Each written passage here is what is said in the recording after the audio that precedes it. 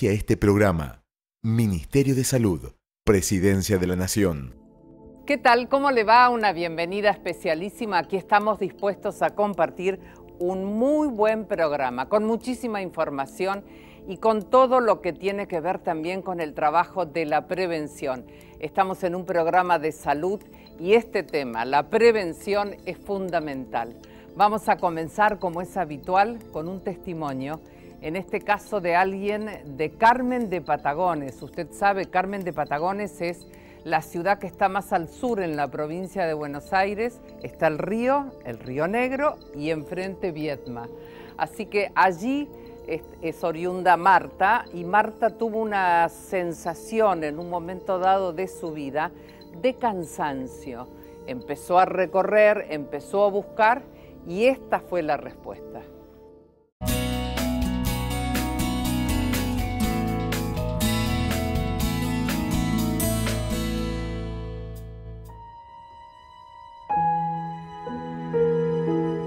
Yo me llamo Marta Córdoba, vivo en la ciudad de Carmen de Patagones.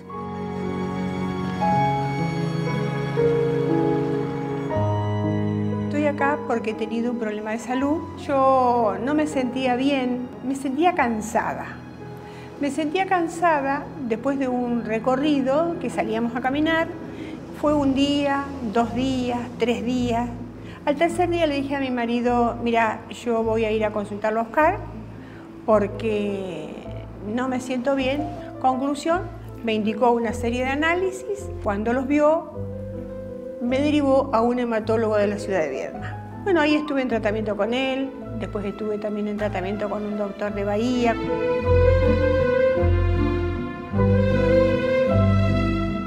Y bueno, fue transcurriendo el tiempo hasta que un día yo le dije, doctor, ¿por qué no me deriva? Entonces el doctor con muy buen criterio me derivó, y de hecho a mí me derivaron de allá por una anemia. Pero conclusión, cuando yo llegué acá no fue ese el diagnóstico, y fue así como que me relacioné con la doctora Rossi. Ella es una persona muy positiva. Y a pesar de estar tan anémica como vino esa vez a la consulta, se la veía arreglada, se la veía siempre con buena predisposición, muy confiada. Dentro de estudios que se le hace una punción de médula ósea y una biopsia. En esta punción de médula ósea ya vimos células atípicas en la médula. Pudimos hacer una aproximación bastante certera de su diagnóstico de que se trataba de un mieloma.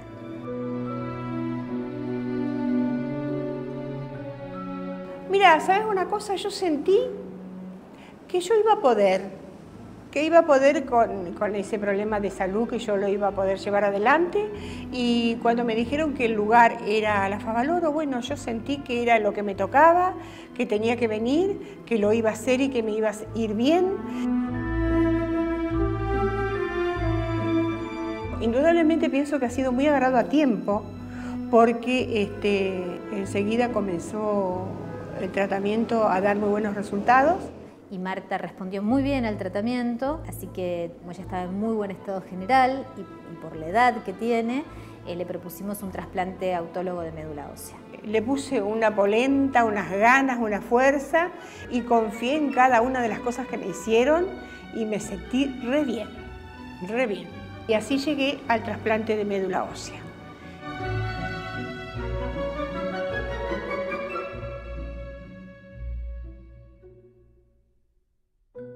Y claro, Marta comparte con nosotros ahora de qué manera, cuando uno recibe esa información, necesitas un autotrasplante de médula, qué es lo que te sucede, ¿no? Realmente, cuántos interrogantes. Pero ella lo explica de esta manera simple y sencilla, y aparte con ese optimismo básico que tiene desde que la conocimos.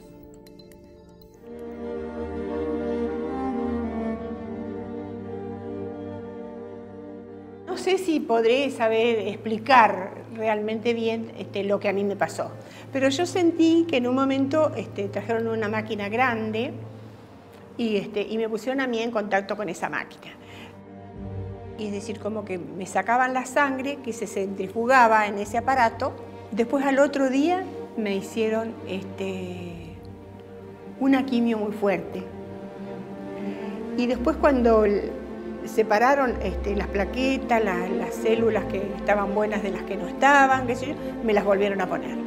Y bueno, y ahí empecé de cero, plaqueta cero, y bueno, y así me fui recuperando día a día. Marta anduvo muy bien también con el trasplante, se recuperó muy bien y fue de alta en tiempo y forma, sin ninguna complicación extra. Lo peor sería, por decirte, después del trasplante, cuando no tenía voluntad, no tenía ganas. Pero fueron pocos días y aparte, es decir, como que eso se fue acomodando. Cada día me fui sintiendo un poquito mejor, con más fuerza, con más ganas. Y bueno, y lo más lindo es que ya me siento ahora completamente recuperada, ¿viste? Bien, bien. En el día de hoy se encuentra muy bien desde el punto de vista hematológico, recuperó enseguida valores normales, tanto de glóbulos rojos, de plaquetas, como de glóbulos blancos. Yo en este momento no estoy tomando ninguna medicación, no tengo dolores, ni nunca tuve dolores, ¿eh? Y ahora camino y no me canso, y bueno, y ahora me siento prácticamente como estaba antes de empezar con esta problemática.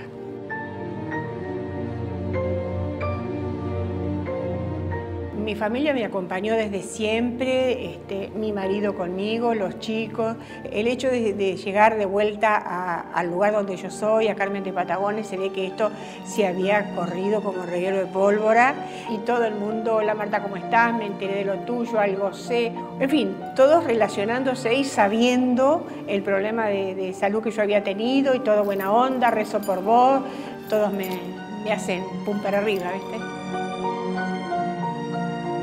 Cuando yo consulté al médico en Viedma y me dijo un día que me podía trasladar a Buenos Aires por un posible trasplante de médula, mira, te juro que cuando me lo dijo yo quedé como levitando, ¿viste? No podía entender qué era lo que podía llegar a ser.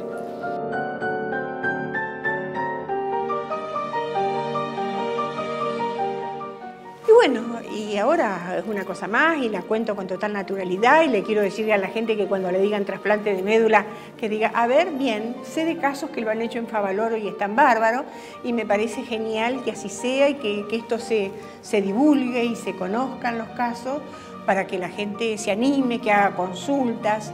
Yo en la fundación me siento poco más que uno de la casa. A mí me atendieron tan bien, tan bárbaro, y lo mío resultó de 10, que yo a todo el que anda con problemas de sangre, no sé bien qué es lo que tiene, le digo, andá a Favaloro, te van a atender bárbaro. Realmente no tengo palabras para decir, sinceramente me siento re bien, como un pescadito en el agua cuando llego, porque realmente con toda la gente tengo muy buena relación. Así que realmente me sentí como que tenía un lugarcito especial en todos lados, te juro.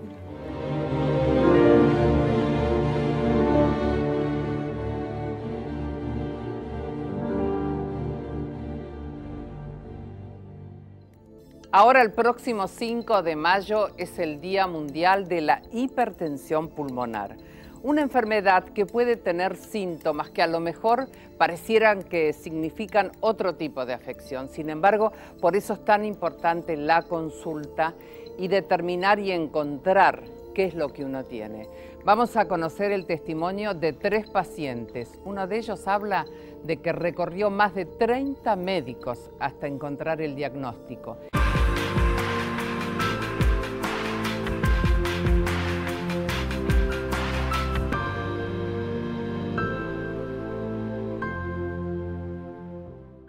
Mi nombre es Ricardo Mansur, tengo 49 años y lo que tengo es una enfermedad que se llama hipertensión pulmonar. Soy Laura Reynoso, tengo 41 años y me diagnosticaron hipertensión pulmonar. Mi nombre es Nancy, cuando tenía 39 años se me dio el diagnóstico de hipertensión pulmonar arterial idiopática.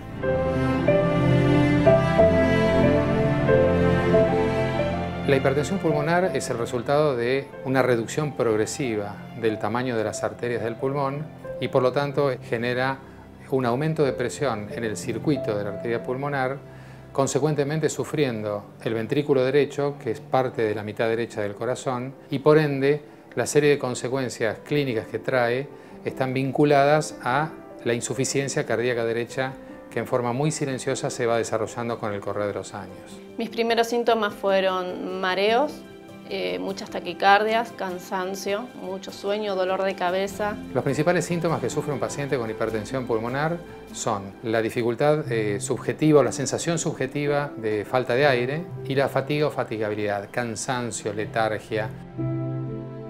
Me agitaba muchísimo al subir escaleras. Cuando caminaba por la calle, quería hacerlo hablando con un celular, no podía hacer las dos cosas al mismo tiempo. Existen otros síntomas más o menos frecuentes dependiendo de los pacientes, como palpitaciones, edema en los miembros inferiores, expectoración con sangre, síncope, es decir, pérdida de conocimiento de causa cardiovascular, letargia, es decir, una constelación de síntomas o signos que son muy fácilmente confundibles con otras enfermedades mucho más frecuentes.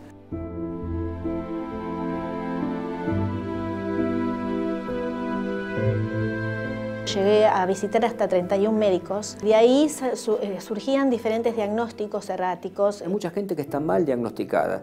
Hay mucha gente que diagnostican con EPOC, o con asma, o con otro tipo de enfermedades. Y realmente la sagacidad, la exploración, la necesidad de tener un diagnóstico alternativo, diferente a estas otras enfermedades que son mucho más frecuentes, es lo que permite orientarse a presumir de que no todo es lo que más frecuentemente aparece en la población general, sino que puede ser hipertensión pulmonar. Lo mejor de todo, siempre recurrir a centros de referencia. La Fundación Favaloro, yo diría, es uno de los centros de referencia más importantes que hay en la Argentina. Favaloro es un lugar de referencia en lo que es hipertensión pulmonar.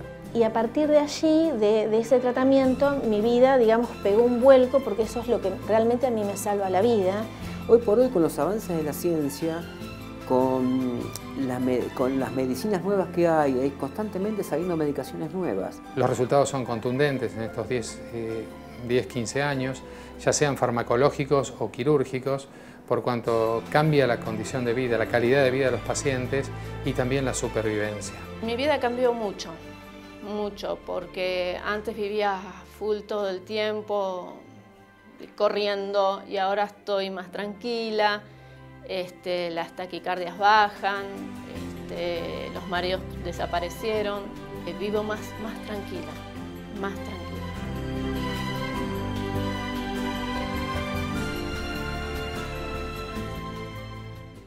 Consulta médica ha llegado, esto es contestar todo lo que ustedes siempre nos escriben o nos llaman por teléfono, y son las dudas que tratamos entonces con los mejores profesionales de contestar. En este caso es el doctor David Fusaro, que es el jefe de ginecología de la Fundación Favaloro, y un tema que todas las mujeres tenemos como un gran interrogante: osteoporosis.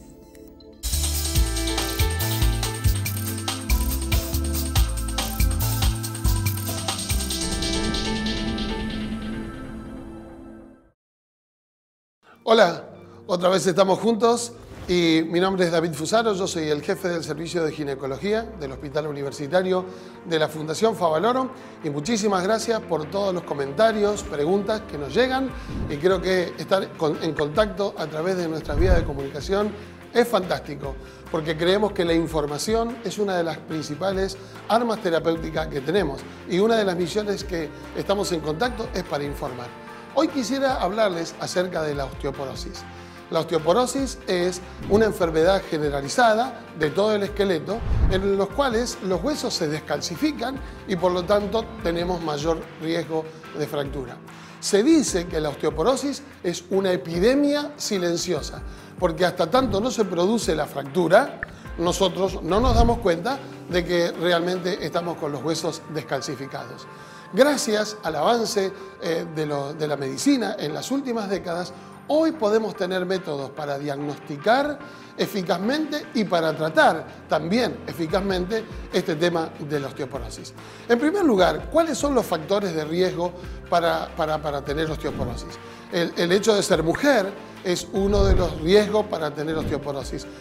Tener una vida sedentaria, el tabaquismo, el alcohol, no consumir calcios y por otro lado no tener una vida activa, todos estos son factores de riesgo.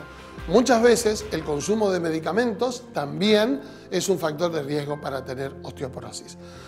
¿Cómo es que funcionan los huesos? Bueno, en nuestra adolescencia nosotros vamos acumulando lo que se llama un pico de masa ósea y alrededor de los 35 años una mujer llega a tener el máximo de hueso. A partir de ahí se forma una meseta y cuando llega la menopausia se comienza a perder hueso.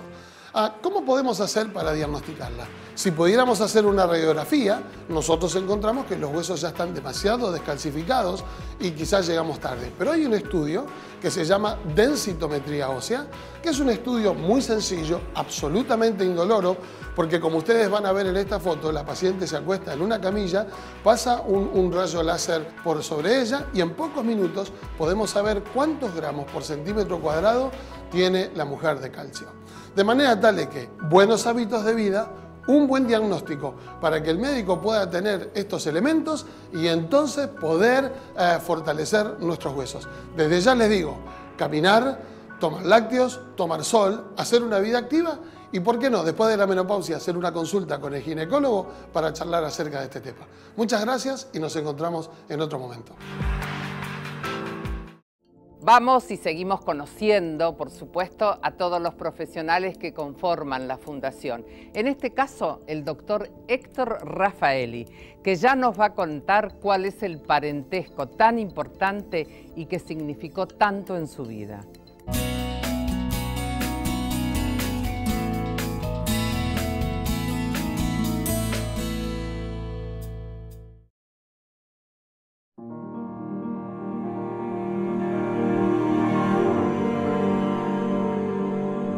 Desde, creo, de tiempo inmemorial, siempre pensé desde chico hacer medicina.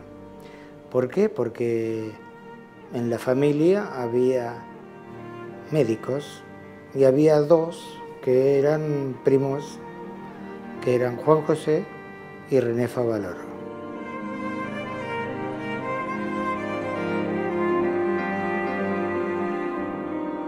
Miles de veces en quirófano lo he escuchado, diciendo, a mí me van a recordar como maestro y no como cirujano, porque mi deber es enseñar. Era muy estricto y quería lo mejor de lo mejor. Entonces exigía lo mejor de lo mejor. Él decía que había que ser un apasionado de la medicina, si no estaba apasionado de la cirugía, no podía hacer esto. Y la lucha era permanente para cómo sacar adelante al paciente. La primera cosa que tenía que uno entender era que el paciente era el único que tenía todos los beneficios.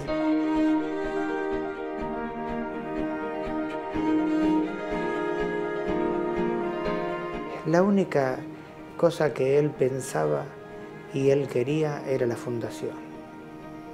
Se desvivía por la fundación.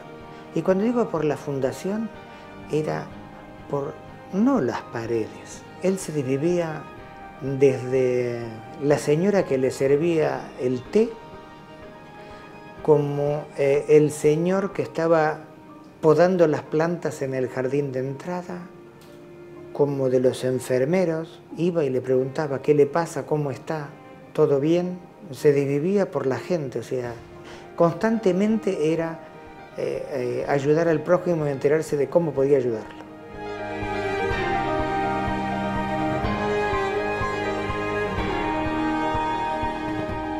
La fundación es todo para mí. Yo crecí con ella y para mí es todo porque creo que paso más tiempo acá que en mi casa. Estoy más viendo de qué manera podemos llevar el sueño de él adelante. Yo digo que, bueno, hubiera sido cirujano, hubiera sido lo que hubiera sido, pero no hubiera sido nunca lo que soy. Entonces, directa o indirectamente se lo debo a él. Y es el respeto que hay que pagar.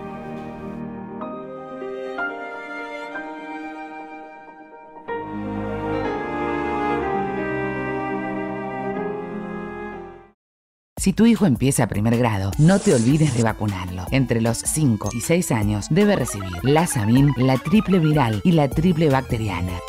Al darle estas vacunas, lo estás protegiendo contra enfermedades que pueden ser muy graves como poliomielitis, sarampión, rubiola, paperas, difteria, tétanos y tos convulsa.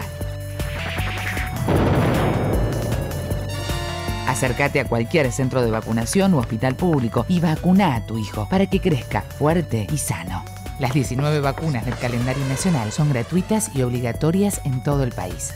Tener las vacunas al día es bueno para tus hijos, es bueno para todos. 0800-222-1002.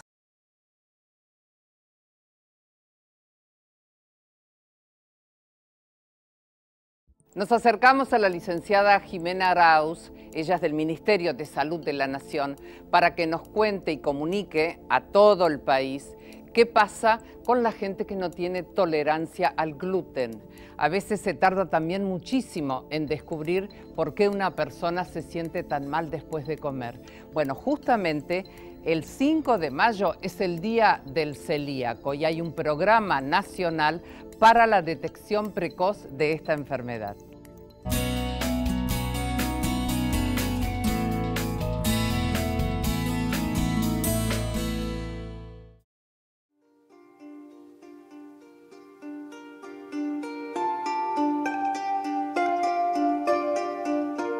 La enfermedad celíaca es una enfermedad autoinmune que se caracteriza por la inflamación crónica del intestino delgado. Esta enfermedad ocurre en personas que tienen una predisposición genética y ocurre cuando ingieren gluten. El gluten es una proteína que está presente en el trigo, avena, cebada y centeno, con lo cual las personas celíacas no pueden consumir gluten porque les hace mal y es lo que les genera esta inflamación del intestino.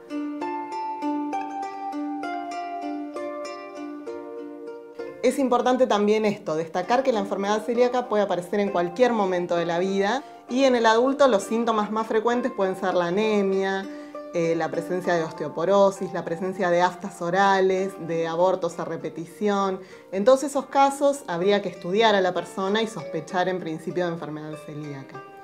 Y por otra parte, hay también lo que llamamos un grupo de riesgo y que son aquellas personas que tienen un familiar de primer grado, es decir, si tenés tu papá, tu mamá, tu hijo, tu hermano que son celíacos, deberías estudiarte.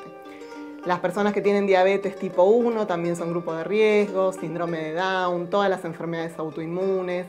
En todos esos casos también hay que pensar en la enfermedad y estudiarla.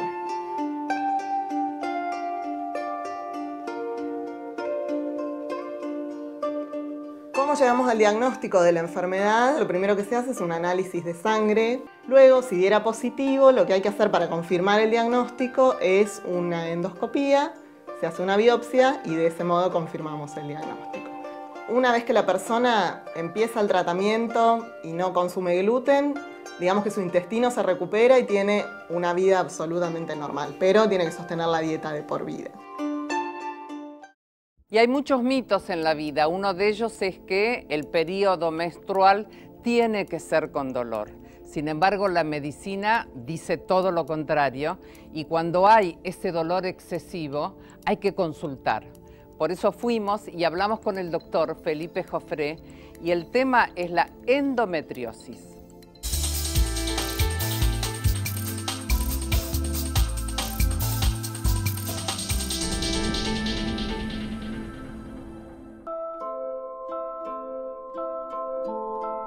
La endometriosis es una enfermedad benigna, pero crónica, que afecta a las mujeres en edad reproductiva. Esto es desde la aparición de la menarca a los 13, 14 años, la primera menstruación, hasta que comienza la menopausia. Las células del endometrio, que es lo que recubre internamente al útero y que se descama todos los meses con la menstruación, esas células se implantan, así como salen a través del cuello del útero a la vagina, pasan a través de la trompa de Falopio y caen dentro del abdomen.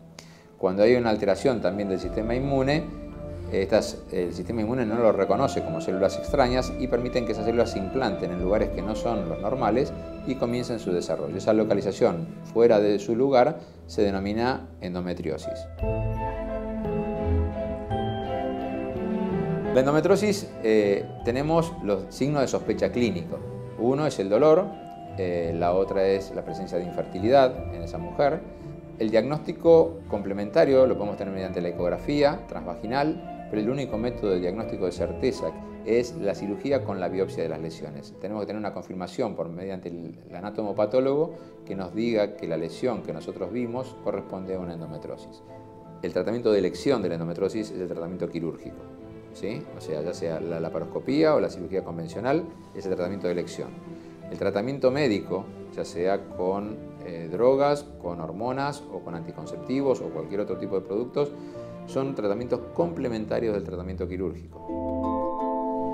Nosotros en el servicio lo que proponemos es hacer un diagnóstico precoz. Contamos con un equipo interdisciplinario donde trabajamos en conjunto con los cirujanos, con los ginecólogos, los endocrinólogos, la nutricionista, la psicóloga, donde la evaluamos en interdisciplina. Por eso hay que brindar una contención adecuada a la paciente. Llegamos al final del programa, nos volvemos a encontrar la próxima. Por supuesto, decirles muchísimas gracias a Roberto Giordano, Sabores Caseros, al Hotel La Casa de Paula en Trelew y básicamente a todos ustedes que nos acompañan semana a semana. Chau y gracias nuevamente. Auspicia este programa Ministerio de Salud, Presidencia de la Nación.